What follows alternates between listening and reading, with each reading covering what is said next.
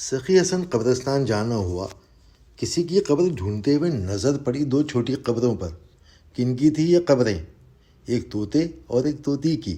جی ہاں، آپ نے بالکل صحیح سنا، یہ پالتو طوطوں کی قبریں تھیں۔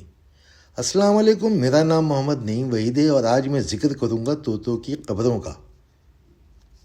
سخی حسن قبرستان کے داخلی دروازے سے کچھ دوری پر ایک چھوٹی گلی کو ان پالتو طوطوں کی قبروں کی وجہ سے طوطا والی گلی کا نام دیا گیا ہے۔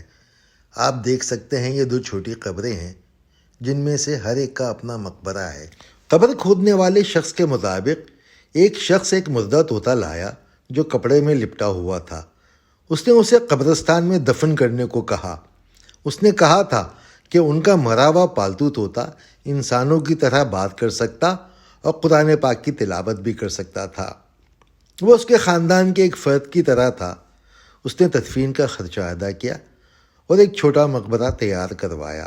دوسری قبر کھودنے والے شخص اقبال کے بچوں کے پالتو طوطے کی ہے جس کی موت چھت کے پنکھے میں پھنسنے سے ہو گئی تھی۔ آئیے ان قبروں کے بارے میں جانتے ہیں ہدایت الرحمان صاحب سے، جو سخی حسن قبرستان کے رکھوالوں میں سے ایک ہیں۔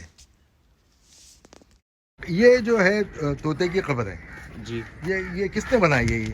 یہ یہاں لوگوں نے بنائی ہے اور ان کے بہت نیوز والے، جیو والے، ایکسپریس والے بہت ویڈیو مطلب بہت مشہور کیا ہے اس قبر کو۔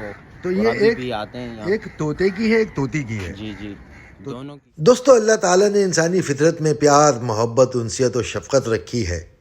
بعض لوگ جانوروں سے بے حد لگاؤ رکھتے ہیں، خاص طور پر پالتو جانوروں سے، اور اکثر بیشتر دیکھا گیا ہے کہ انسان اور جانوروں کی دوستی اتنی مثالی ثابت ہوتی ہے کہ جانور اپنے مالک سے محبت میں اپنی جان سے بھی گزر جاتا ہے مگر اپنے مالک پر آنچ نہیں آنے دیتا۔ ہمارے معاشرے میں بہرحال یہ رجحان اتنا عام نہیں ہے۔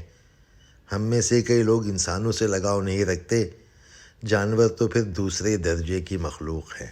مغرب میں تو کتوں، بلیوں اور دوسرے پالتو جانوروں کی قبریں عام ہیں، مگر کراچی میں یہ شاید پہلی مثال ہے کہ طوطوں کا مقبرہ بنا دیا جائے۔ بر صغیر میں اس کی سب سے بڑی مثال ہرن مینار ہے، جس کا خیال مجھے ان طوطوں کی قبریں دیکھ کر آ گیا۔ ہرن مینار مغلیہ سلطنت کا عظیم شاہکار اور ہمارے شاندار ماضی کا بے مثال نمونہ ہے۔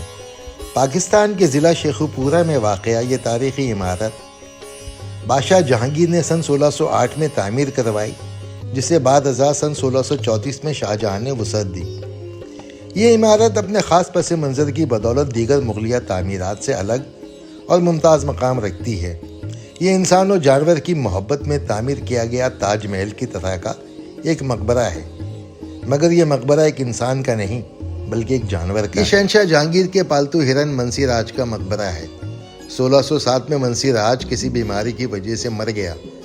اس کی موت کا جہانگیر کو بہت دکھ ہوا اور وہ اس کے غم میں کئی دن اداس رہا۔ سن 1608 میں شہنشاہ جہانگیر نے منسی راج کی قبر پر ایک بلند و بالا مینار تعمیر کرنے کا حکم دیا۔